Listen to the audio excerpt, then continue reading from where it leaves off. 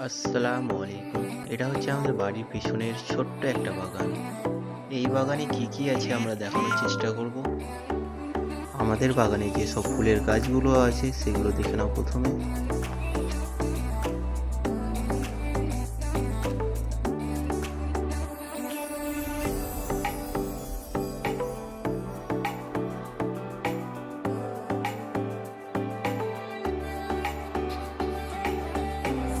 আমাদের বাগানে যেসব ফলের গাছগুলো আছে সেগুলো দেখে নাও তোমরা।